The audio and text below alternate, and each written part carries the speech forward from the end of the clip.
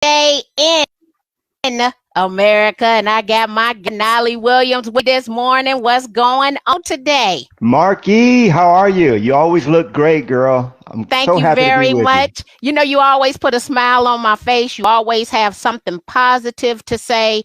And instantly, when I started thinking about Amazon Live Creator, I thought about you because guess what? I mean, everything about this is timely to me, right? Because I have your autographed copy of Success with Listings, which is on Amazon sitting on my shelf. But look, the autograph right Woo! there, That's it. right Collector's there. item. But it is a collector's items. But you know what? It's the most timely book right now Yeah. because, as we know, how many years have you been in the real estate business now?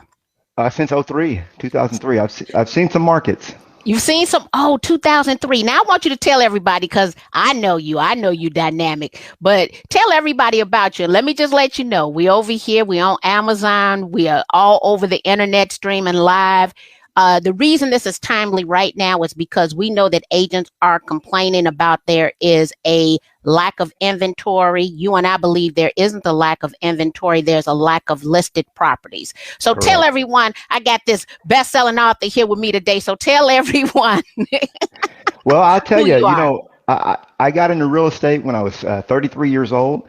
And my first 10 years in the business, I listed and sold over 1,000 homes. At this point, I've sold over 1,200. Around 10 years in the business, after I'd done 1,000 deals, I said, you know what? I really like to teach, train, coach, and give back. Kind of like you, Marky. You love teaching, and so do I. I mean, it's just a bug that we have. And so I started teaching and training and coaching agents how to reach that zenith of success. I took over 100 listings per year for over 10 years in a row. And my last year in quote active production, I did 153 deals. I still do listings. I mean, I took one. I got a new one that's just about to come on. I took one last week, but mostly I'm doing the teaching and training now. I love it. Yeah, I love the teaching and the training, and I know that I've seen you out on the road numerous occasions.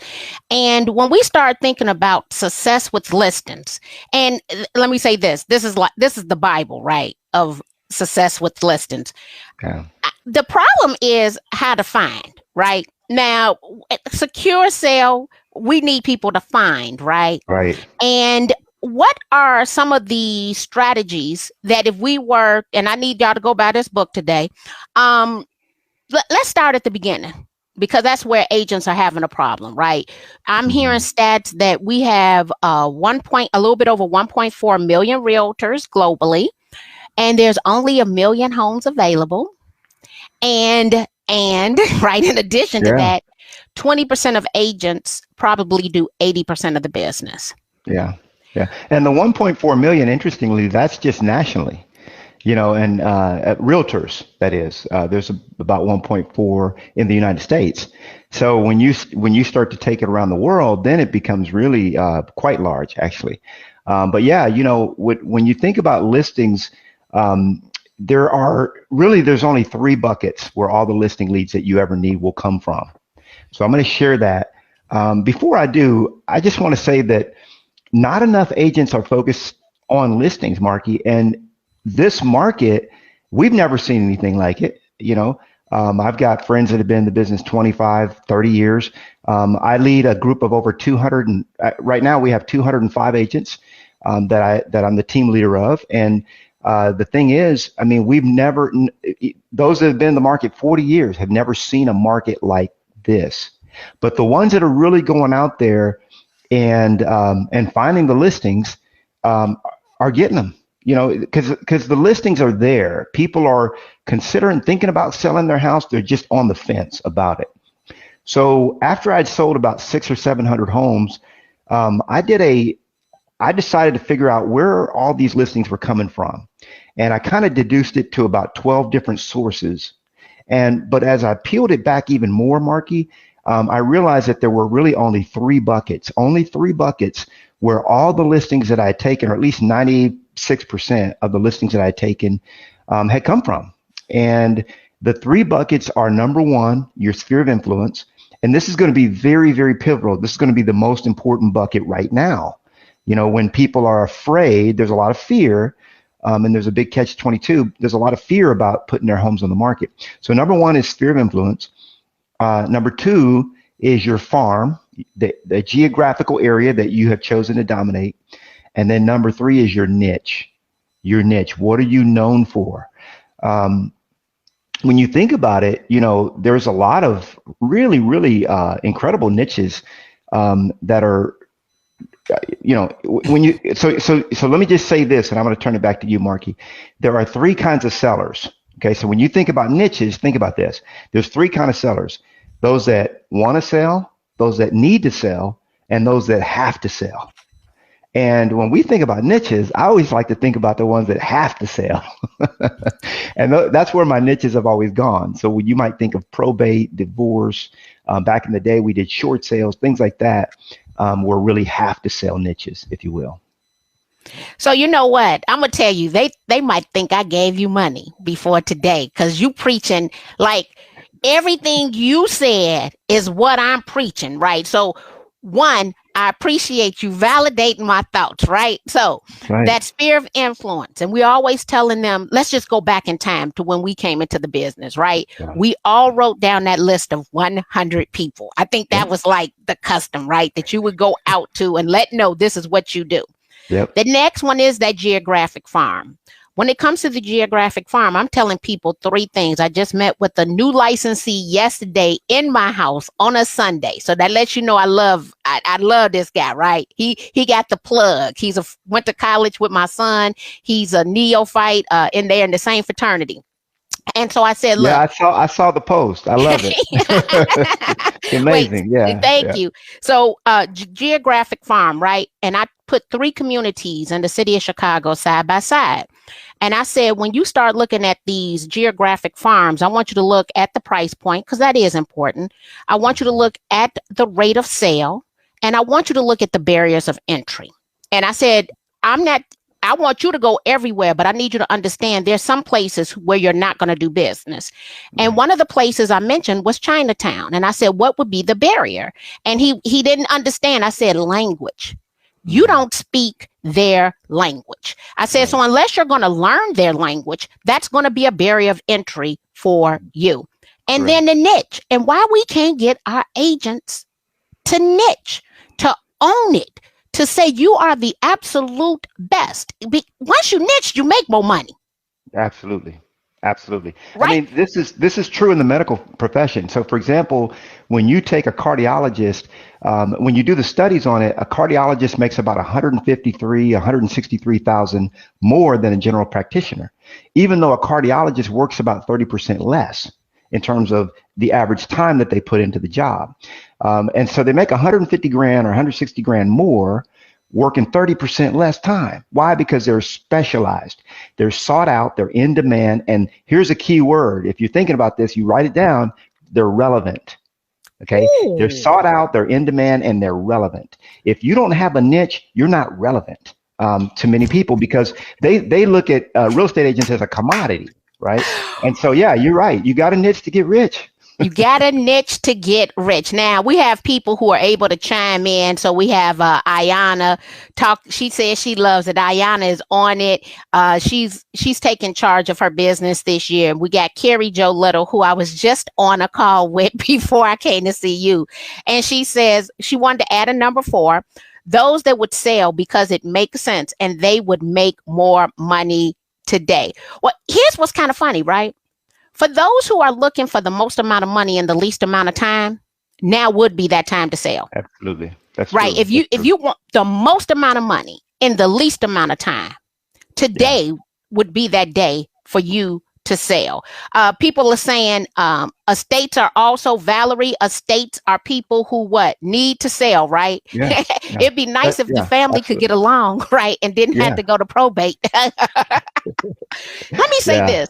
And saying that, what I want to encourage everyone here to do today, put your properties in trust where they are accepted. And I thought about this reason is because I sold my mother-in-law's house on Facebook without ever listing it. I sold it actually while the dumpsters were there because she was a hoarder and we were cleaning it out.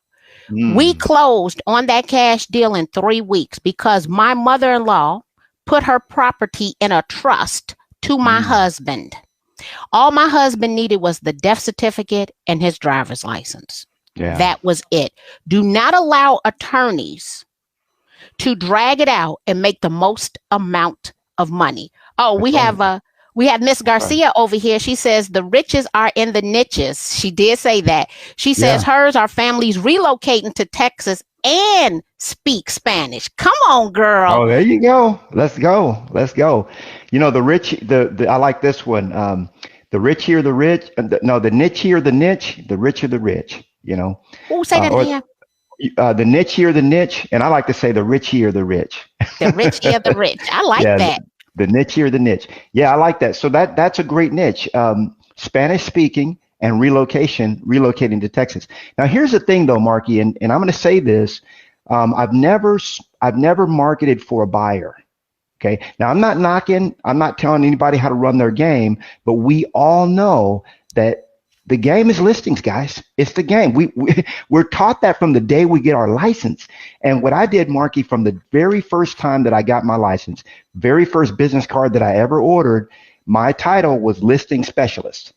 Okay, that was my title on my business card from the very first day, from jump, as we would say, right? And so I basically embraced the idea of going after listings at the very beginning. I have too many agents that I coach and train and counsel. They're like, well, I'm going to do buyers for 5 years and then I'll graduate to listings. I wasn't buying that. You know, I took 21 listings in my first 74 days as a real estate agent. Okay. Why? Because I read a book by Gary Keller, The Millionaire Real Estate Agent. I read it. I read it multiple times, and I just jumped in the game and did what he said. And so the thing is, I want to tell you guys that, you know, I'm not going to knock how you do. You know, go after buyers if you want. You know, do listings, whatever you choose. But for me, I started with listings from day one. Now, I want you to know that you can pick up Nolly. Well, first of all, you got 5 books, right? 5 books on Amazon. Yeah, on Amazon, yeah. On Amazon. Books, yeah. Today, we're talking about success with listings. And actually, right. And what's funny about this, right? I came to know you in the midst of the foreclosure short sale. So I think it had to be about 2010-ish. I want to go back, right? But we didn't meet until years later. But that's when I got to know who you were. Look, you've been wearing that same hat, right? Not the same hat, but you know, a hat. It's your signature piece, right? So I know you. I can see you down the corridor at any convention center. Here come my man, right? Yeah. But I'm going to also say this, couple of things. And I know that you are a religious man, and we have to start affirming over our business, believing in the law of attraction and putting out exactly what we want. So our language is important. You wrote listing specialist on there with the intentions of attracting that to you. Your words have power, and you should claim it all because, one, it was promised to you. And I said, here's what's funny, 10 times, right? So I always say I'm still working on my 10 times every year. I'm looking to see how I can increase, right? Get 10 times better, because that was a promise made to me. So just want to throw that out there, because oftentimes when you see people who have a positive beat, no matter what, it often comes back to their spirituality and other things that we don't necessarily always talk about in real estate. But everybody know I gotta pray, okay? Because he ain't done with me yet. Just wanted to throw that out there. So what is the name of the book? So the book is Become a Top Agent in Your Market, Success with Listings, How to Find, Secure, and Sell More Listings with Nolly Williams. So I'm going to hold this book up because you can go over there. Yep, we got them right here to Amazon and pick up your book. But I want to see if we have any questions, guys, because we have people from all the different social platforms chiming in. And this is also streaming live on Amazon as an Amazon Live creator. Let me tell you what we're doing. And Nolly, he is my first person. I wanted to figure out how we were going to really leverage Amazon Live in the world of real estate. So I went to my bookshelf behind me, right? And I reached out to all my real estate author friends, people who I've done events with, people who I respect and admired. And my man Nolly was the first. So he is our inaugural, right, for interviewing real estate authors to see what the true impact will be for us on Amazon, especially in the real estate space. So Nolly, I want to thank you for one, just for being the first, right? But we want to real estate. And this is another source of income. I just need y'all to know that, right? From someone who had figured, look, you knew you were doing 100 transactions per year. That means you had systems. Yeah. You loved education and you decided to bring that out. But let's see if we got any questions. We got the name of the book. Many new agents are guided to work with buyers by the listing top producers in their office. It serves them but limits you. Pat, come through. And Pat is working on a publication now. And so, yep, Pat is absolutely right. Look, it's self-serving, isn't it? You get out here, you sell my listings. How did you into training? Oh, they want to know, how did you transition into training? Yeah, that's a great question. And just for those of you looking for the book, it's just simple: Success with Listings. That's it. Success with Listings is the name of the book. You can go to Amazon and get it. So how did I transition into training? So what I found was, it's a great question. Not many people ask me that, but I find that the people that are trainers do ask, or that have a heart for training. Here's what I want to say. Teaching is a profession that you don't get to choose. Okay. It's a profession that chooses you. If you're a teacher, that's what you are. A lot of people are like, man, he went in, or Marky's teaching because she can get this or that. The only reason why we're teaching is because that's what we are. We're teachers. And so when we show up, a class is there's going to be a class going on somewhere. If I go to a barbecue, Marky, I'm start doing a PowerPoint or something, after a while. So that's just what I found was agents kept calling me for advice, and I loved talking to them. I didn't even realize you could get paid as a coach until years and years later. And my wife would come in, and I'd be sneaking. It was like I was sneaking on the phone, Marky. I'd be helping these agents because my wife knew I was supposed to be out there getting my business, right? She said, and then she would tell me, and my wife is very, very giving, probably more giving than me. But it got to a point, Marky, where I was helping so many agents because they knew they could count on me, call me, I help them, that I wasn't getting my own business done. And but later on, I found out, hey, you could actually coach agents, or you could, now I don't charge really for the coaching side of it. I mostly do that. Like I write books and stuff and give it away as cheaply as possible. When you think about it, the reason I wrote this is because people kept coming to me to pick my brain, and I love having it picked. So I would spend all this time with them. I said, you know what? Why don't I just pick my own brain? It took 430 pages, 430 pages, but it is a system. It is a system for success, step by step. It's not the kind of book you have to read through like a novel. It's a reference guide. So when you're ready to prepare for the listing appointment, you go to that chapter. When you want to know how to generate listings, you go to 5 chapters that I have on that. When you want to build a team, I got a whole section on that. So it really is comprehensive. But that's how I got into teaching. I just found that I was spending so much of my time training and teaching agents, and I had more fun doing that than I did. And I was making a crap ton of money. That's actually a term. I was making a lot of money selling houses, but I just prefer to teach.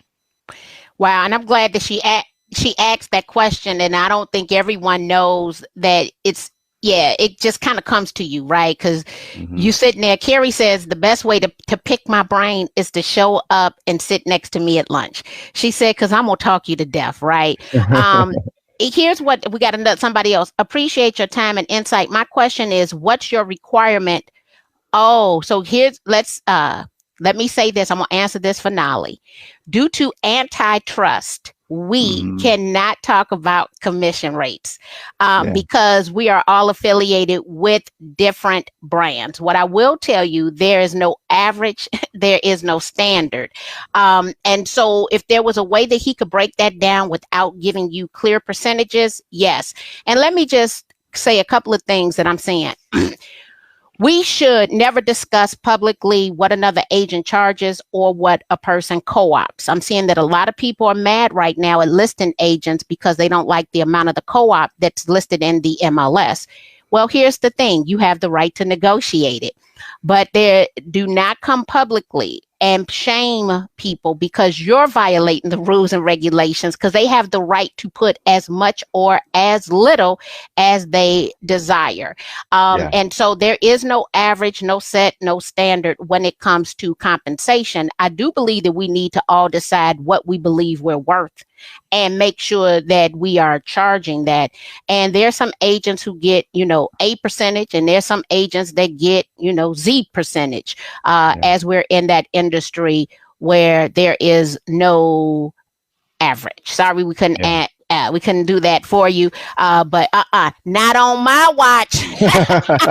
Yeah, and I do go into some of those conversations in the book, commission conversations, but the reality is, it's right there, just like you said it, Marky. That's the bottom line. And what a lot of agents don't realize is that when you take a listing, when you're the listing agent, okay, the listing agent is king. So if you take a listing and you have a commission that you charge your client, that's your commission, and it's up to you what percentage of that commission you decide, or what amount of that commission you decide to co-op. That's completely your decision, and of course you have to get the authority of the seller for that as well in the agreement. But a lot of agents don't realize that, and they think that what we have done customarily is actually law. But custom is not law. It's just what we've customarily done, but it's not law. Yeah. So.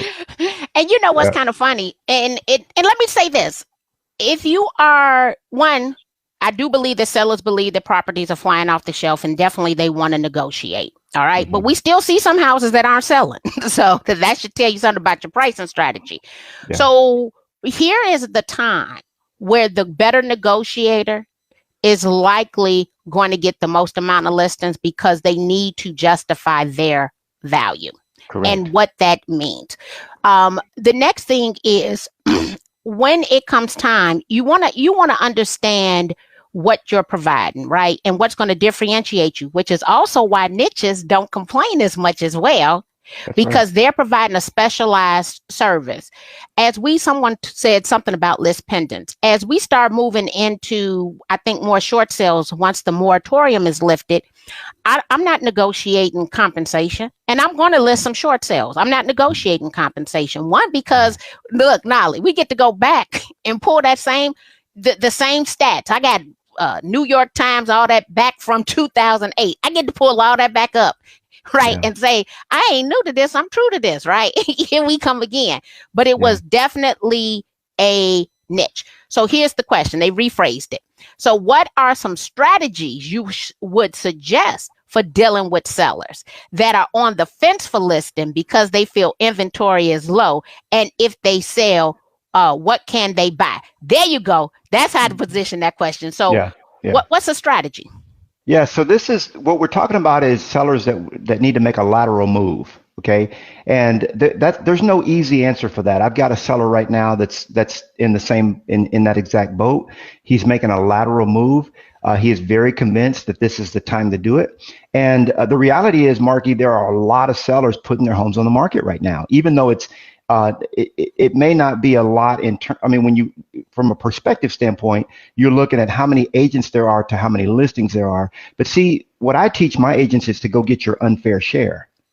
Okay. You get your unfair share. Even when I was doing 120, 130 deals on a year, the average agent in my town was doing 8 deals, 6 to 8. Okay. So it doesn't matter what average is. I'm not average. So, and going back to your original statement there, Marky, value proposition is very important. If you cannot state your value proposition and get a seller to believe your value prop, then you're a commodity. Okay. So you're just like, it's just like a can of corn. Am I going to buy Del Monte, or am I going to buy this brand? It's all about what's on sale. But the reality is, when you take yourself out of the realm of being a commodity, like Marky's done that. People see Marky, they got to come correct. They're going to hire Marky. You're not getting a commodity here, right? And it's the same when we go out to eat at restaurants or we go to a certain movie. I mean, I might go to a certain movie theater Okay, and they have reclining seats. They'll bring you a blanket. You can have a steak with your movie. Now, I'm going to pay a different price than I'm going to pay at the dollar theater or the discount theater. But guess what? I'm going to see the same film. The difference is the experience. When you start giving your clients a different experience, they don't argue with your fees. So I actually have three. I won't get into them on this because we don't want to get too deep down that rabbit hole. But I have three distinct things that I do that guarantee that sellers see the value prop that I have, and they are willing to pay a premium price for the value proposition. The other thing that a lot of agents don't see, Marky, is that when Marky Lemon sign is in the yard, other agents know they got to come correct, right? So she's going to generate better offers, she's going to generate more offers, and she's going to generate higher offers. It's just a fact, because people see the name, they know they got to play the game, right? And so that's the value prop. When you become a better agent, when you up your game, when you become the king of your game, you command, top price. Just like King Crab commands a different price than Little Crab. King Crab take Little Crab, right? If I'm ordering King Crab, you know what it's going to say on the menu? MP. That means market price. That you paying market price. It's like, well, what price is that? It's market. Whatever I say it is, that's what you paying. Look, you see all these you can eat buffets with the regular crab. First of all, you know how much work it entails to eat your crab legs. So if I'm not eating king crab leg, I'm not eating crab. That's the bottom line. So I'm willing to pay that expensive marketplace. And I like to go to the restaurants that even when you pay the extra price, they cut it for you. Or better yet, they cut half the shell and set it out for you. That's right. All right. That's because I want to enjoy my crab. I don't want to put in an hour worth of work. So I will let you know right now, they got to give them to me free for me to do. My aunt goes to the boat. She a 7-star, diamond, platinum, whatever she is. I mean, she big time at the boat. She like, Marky, let's go to the all-you-can-eat crab buffet. Baby, do you know how much work that entails? And the value of my time, I pass. And people don't understand the value of their time. But now there was something, you got me on these crab legs. Yeah, I'm sorry. I was just at Joe's last week. I was in Las Vegas, and I went to Joe's, and I had king crab, and I got to tell you, that market price, boy, I blinked a few times when they brought the ticket. It was just my wife and I blinked a few times, but I paid it. Let me tell you the funniest thing. My husband had to apologize. I take him to Steak 48. He eats the lamb chops. The lamb chops was market price, right? He didn't know the lamb chops was $85. So we get the bill. I'm taking a family of 4 because, as my aunt will say, my sons are not cheap dates. Like my sons eat for real, right? Yeah. And so the bill come, I said, $85. He said, I probably should have asked. Marky, I'm sorry. I'm like, I hope you enjoyed them. He said they was fine. I said, from now on, we're going to ask what MP really is, because I wasn't anticipating crab. Look, king crab price on a lamb chop. But one thing you said is you coming for unfair share. What does that mean?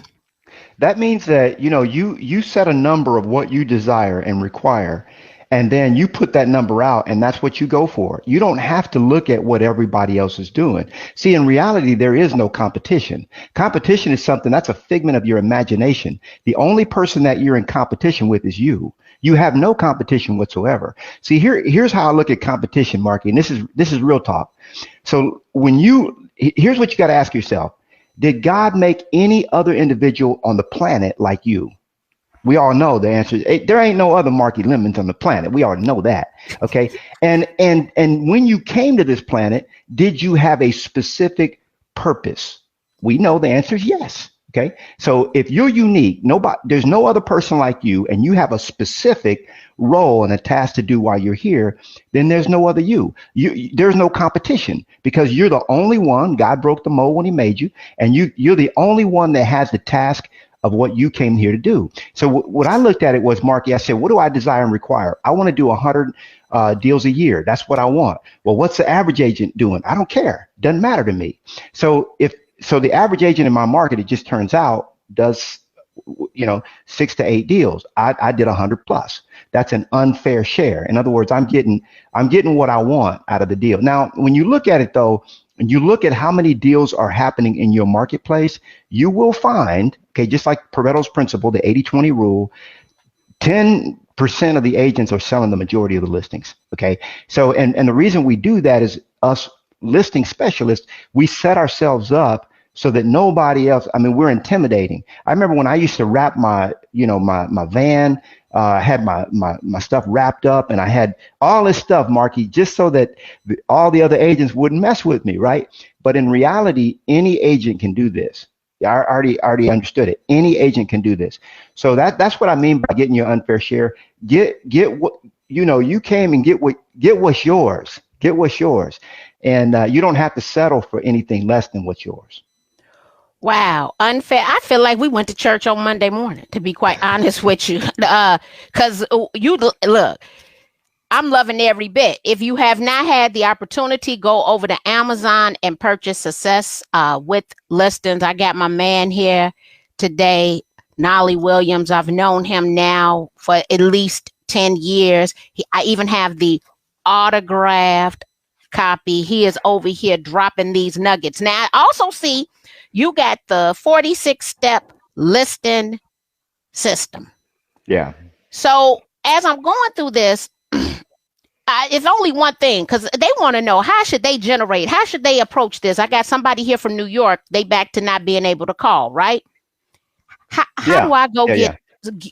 How do I get me some listings today? So this is a very interesting question, because and I always get this. Now I teach my students to do the 2. That's 2 hours of lead generation every single day. Okay. Now, when I learned it, it was 3 to 4 hours a day. Okay. But when I teach agents to do that, they don't do it. So I've kind of scaled it back into something that's doable. I call it a 2x4. That's 2 hours a day from 9 to 11, typically, 2 hours a day, 4 days a week, a 2x4. Okay. Now, here's the thing. I've never made a cold call in my life. Let me say it again. Uncle Nolly has never made a cold call. All right. So how is it that I've sold over 1,200 homes and I've never made a call? And I hear people say this all the time. Well, I can't call. Well, guess what? I never have called. I don't care. The DNC never stopped me because I wasn't cold calling them anyway. Why? Because I'm an introvert. Okay. And because of my personality profile, I just didn't like it. It felt creepy. I didn't like doing it. Now, there's people in my group, okay, that love to cold call. I'm not saying it's wrong. I got a guy that he called, I don't know how many thousand numbers, whatever it was. I just don't do it. Okay. So these are not cold calls I'm talking about. Listen to the list. Your sphere of influence, that's a warm call, guys. And by the way, according to the National Association of Realtors, 70% of people polled, okay, that sold their house within the last few years, did so with a friend or a referral or somebody that they knew, somebody in their sphere, somebody that was that came to them through somebody else. Okay, so 70% of the money that of your paycheck is going to come from your SOI. Those are not cold calls. Those are warm calls. And here's the thing, Marky, most of the agents out there won't even call their warm list. People that love them, they'd be happy to hear from you. So what I want to challenge you to do is call with no intention. Now, your bigger intention, when you create the intention of what you want, okay, you put that out to God Almighty, the universe. Some people say, you say, hey, I want to do 25 deals. I saw somebody here say, I want to do 25 deals a year. Okay, so that's your goal. Okay, and I have a whole chapter on setting and reaching your goals, how to do it.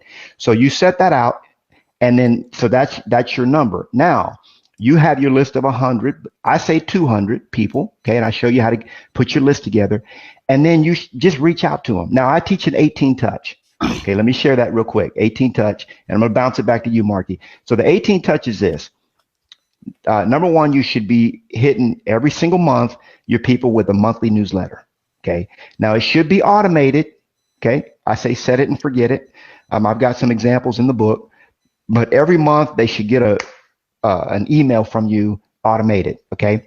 Then what you also want to do is send 4 postcards a year. Yes. 4 postcards. Snail mail. Yes. To your people, your list, your sphere of influence, people that know, like, and trust you. Then you want to do 2 phone calls a year. Okay. Now, what I would say this year now, and most people don't even do that, Marky. That's 18 touches. And if you want to throw a 19th in there, you could do a Christmas card or a New Year card. Happy New Year. Um, but the thing is, right now, just call your people and check in on them. Okay. Because most sellers are uneducated. All right. The reason why they're not making, we didn't talk about this. I got on a tangent. Somebody asked me about sellers that want to make this lateral move. What you want to do, this is what I did with my sellers, and what I'm doing with my sellers now is I'm educating them. Yes, you're going to pay $100,000 more when you buy a house here in Austin. You're going to pay $100,000 more, but guess what? We're going to get $125,000 more for your house. Let me show you. Once they understand the math, Marky, it's not. I mean, it's the lateral move is really the same. So like I've got a guy right now, he's going to get about $150,000 more for his home than he would have gotten this time last year. Okay. But he's going to pay for what he's buying because he's kind of downsizing. He's going to pay about $80,000 more. It's just math. Okay. So big deal. I mean, you're going to get more, you're going to pay more. So, but the thing is, you have to educate them because they're uneducated. They're watching the news. They're scared. The reason why a lot of people haven't put their house on the market, fear, fear and doubt. So you come along and so here's the kind of call that I want you to make. Okay. I'm going to share this real quick and then we're going to bounce it to Marky. When you call them up, just have a conversation with them. How are you doing? Check out their Facebook feed before you call them, and then comment on a few things that they got going on. Now the conversation is going to bounce back to you. Okay. I say, call them. What's the best script? Hello. Now I got 95 scripts in here. Okay. I got 95 scripts in my book. Nolly likes him some scripts, but right now I tell people, what's the best script? Hello. Wait. How you doing? Say That's it the best again. script. Hello. How are you? That's Look, we're it. not getting phone calls, right? So just a simple hello. Go Hello. practice that. Hello.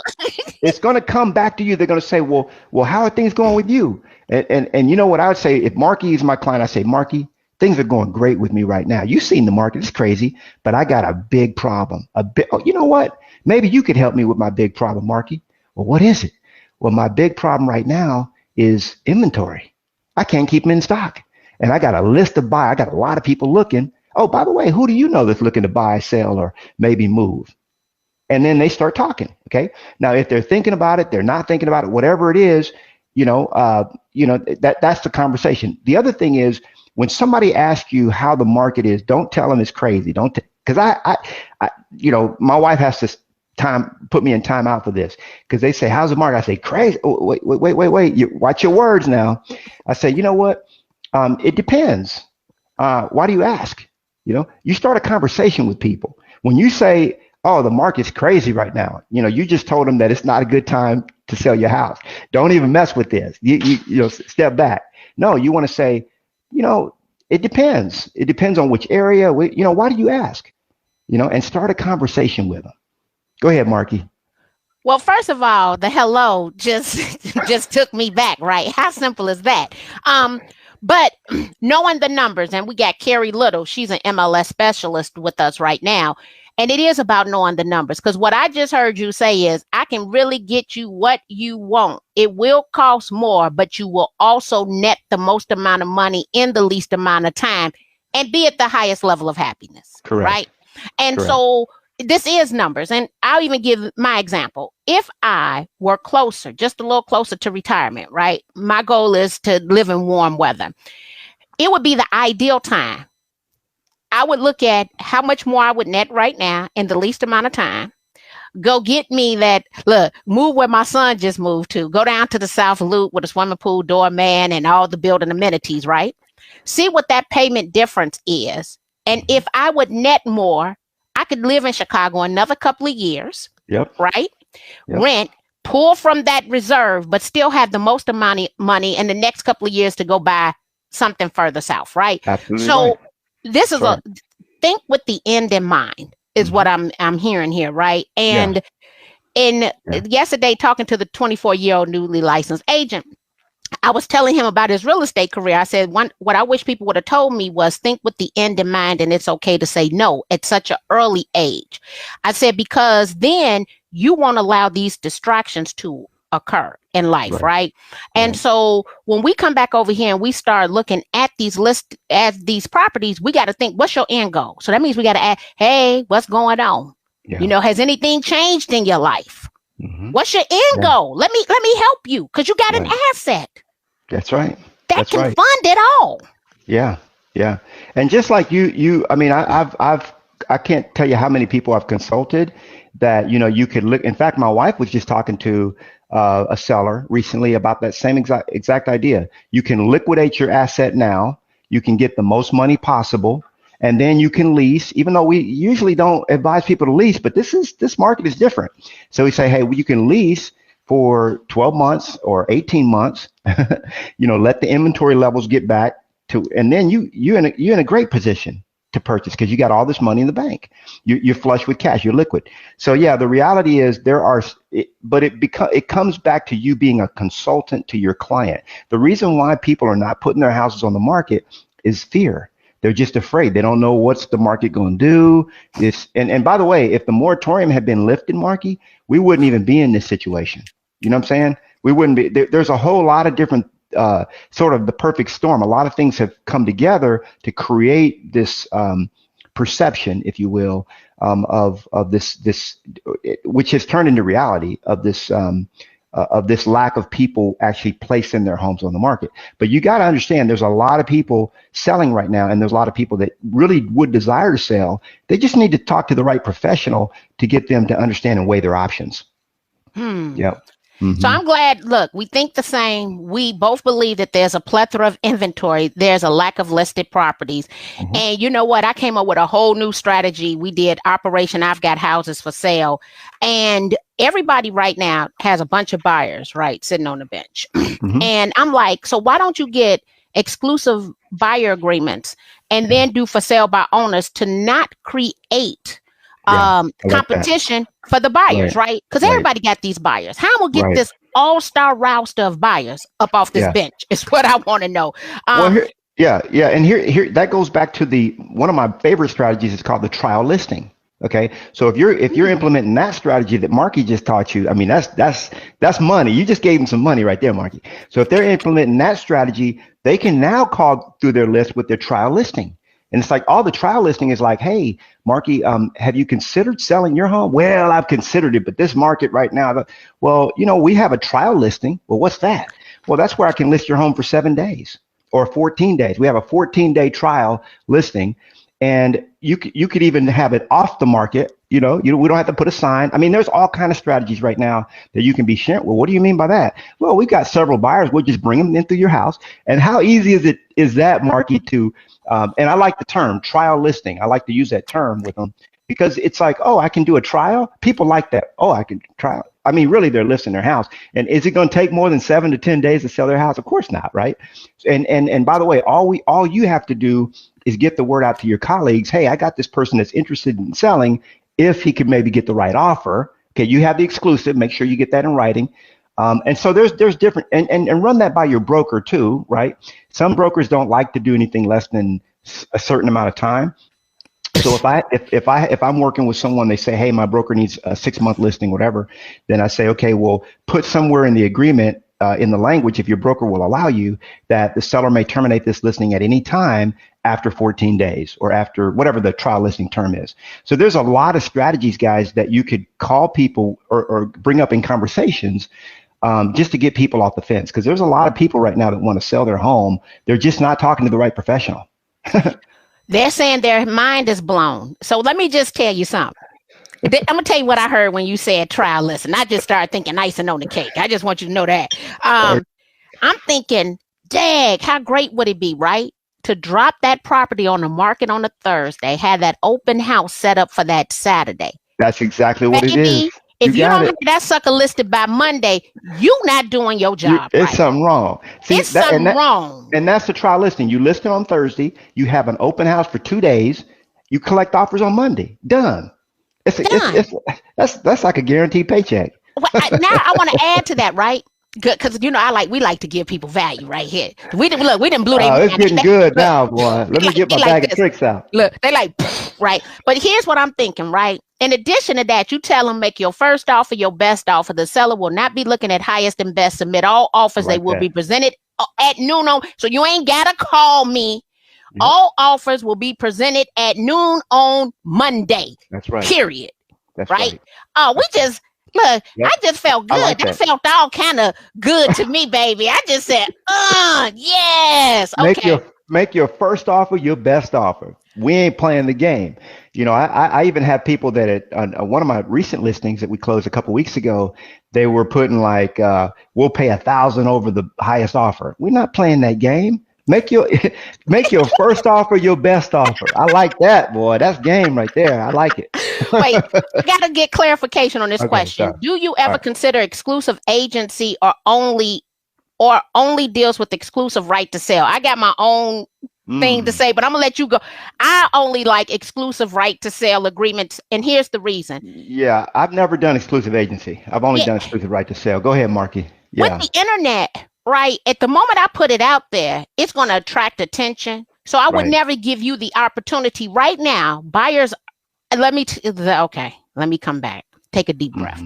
The reason I would not do an exclusive agency agreement, especially in a seller's market, once that property hits the market, you got buyers who are knocking on doors anyway. I'd never give the seller the opportunity to not compensate me because I gave them an out, knowing that is the moment I put it there, if I price it right, if I do my due diligence, we clean it up, we do reverse prospect, and we do all this for you to not have to compensate me, especially if I'm doing you a trial.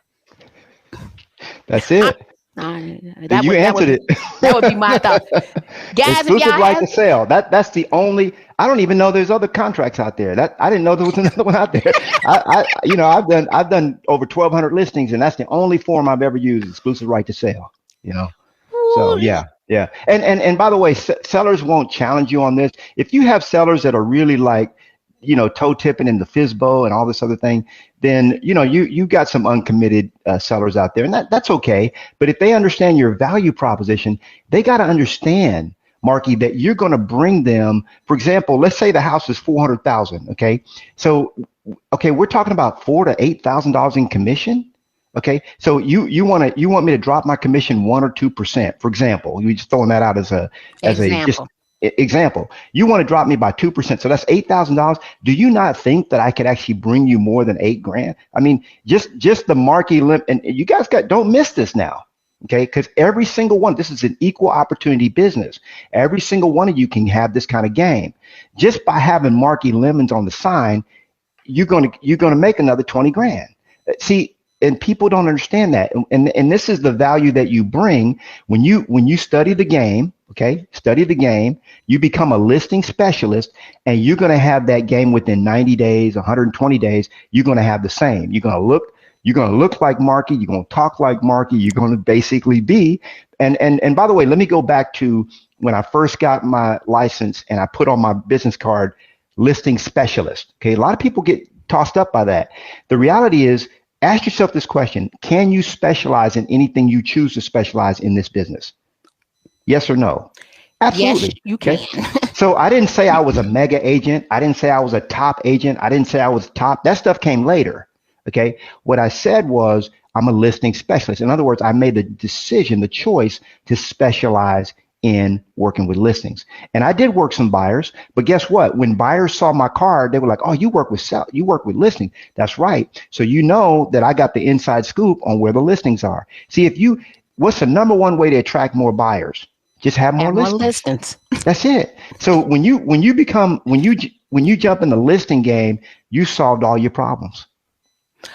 So here's one question here. Does the book get into, I guess, niches inside of the listing side of the business? Yeah. So the book does cover niches, and there's about 40 different niches or maybe 42 different niches that I rattle off in there. But there's some really unique niches. I have a buddy that owns 1 Acre Plus, the number 1acreplus.com. I've got a buddy that owns, I've got folks in Atlanta, some friends of mine that only sell churches. I mean, there's all kind of niches, guys. So don't, and by the way, just realize that a niche is a division of your business. It's not your entire business. It's just one division. So you got three different buckets. You've got your sphere of influence, you've got your geographical area that you target, and then you've got your niche market. Okay. And depending on what niche you go for, that's going to determine how you actually market or how you, I mean, you got to learn the game of your niche, right? Marky talked about short sales. I did so many short sales. At one time, I had like 121 short sales going at one time, right? And that's back in the day when they would sit. You'd have them for a minute. So you had to have a big inventory at that point. So, yeah. Yeah. And let me say this. I believe we're definitely going to see a change in inventory in the next 12 months. So even in talking to people, now would be that time to maybe live that other lifestyle. I gave you my example. Live downtown, doorman, all of that, and then transition with the most amount of money. Now, guys, I'm going to drop this link one more time for you to go over to Amazon and buy Nolly's book. Now, mind you can buy more than one because he got 5 over there. So you can buy more than one. But today we are focused on success with listings. We want you to change your language. There is not a shortage of listings. There's a shortage of listed properties. I can say that Annette Anthony checked me. She got me and my language right one day. So I appreciate her because I've been on it ever since. I have to let everybody know. And then Carrie Little, in her class, we went and we did some reverse prospecting, also using Remind, that predictive analytics tool, to discover not only inventory, but who might be a hot seller right now. So in closing, because you didn't lit it up today, I want to know, what is your one piece? We got a lot of people came into the industry. What is one thing people need to do that they can do in the next couple of days, no excuses, to get a listing? What's something that they should be doing right now? Yeah, from an action standpoint, and this, I'll leave the mindset piece out of it because the mindset is really the key to this whole game. If you really can unlock your mind, then you really unlock the game. You've unlocked every game at that point, because 90+% of your success is going to come from mindset. Okay, it's the belief that you can achieve what you're going for, right? But putting it more in practical terms, because I could spend an hour just talking about mindset. On the practical plane, if you would just start doing the two, integrate that, and when I say that, you create a lead generation bunker. Okay, this is very important for you to understand this. This is something that I did a lot of things wrong in the business, Marky, but if people ask me, what's the number one reason why you were able to take over 1,000 listings in your first 10 years in the business? And I heard every other kind of excuse that people could give, about why they weren't doing it. But the number one reason is I did the two. It's called DOTHE, and then write down the number 2, do the 2 every single day. You create a lead generation bunker. You go into your lead generation bunker at 9 o'clock. You do not emerge until 11 o'clock. Okay, you could take a bio break. You could take one, right? But you take your snacks, your coffee, your tea, your water, whatever it is, you take that in there with you, so you don't have an excuse to leave your lead generation bunker. Okay, and you hunker down and you work on the lead generation strategies that I teach. I teach them in chapters 6 through 10. There's 5 chapters all about lead generation. So you sit down, you don't have to wonder about what to do. You don't have to think about what to do. You just open the book to chapter 6 and it says, okay, Nolly says do this, you just do it. Okay. And you're going to have success. Now, here's the thing. When you're doing the 2, there's only 3 things that you can do during that time. Okay. You're going to generate new prospects. You're going to follow up with existing prospects, and you're going to generate and implement marketing plans. That's it. And that's just step 1 of the 46-step system that I teach. That's just step 1, guys. So I've dropped it. I'm going to put it up here again. Go over to Amazon. I have put the link in several times. Purchase Success with Listings. I am so elated that you came and made our inaugural show just absolutely lit.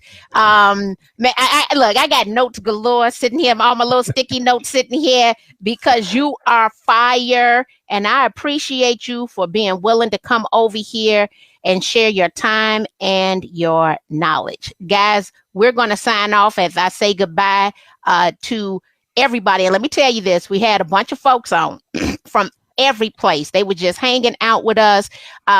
They thanking us. They think you the bomb. You got a few people going to start calling you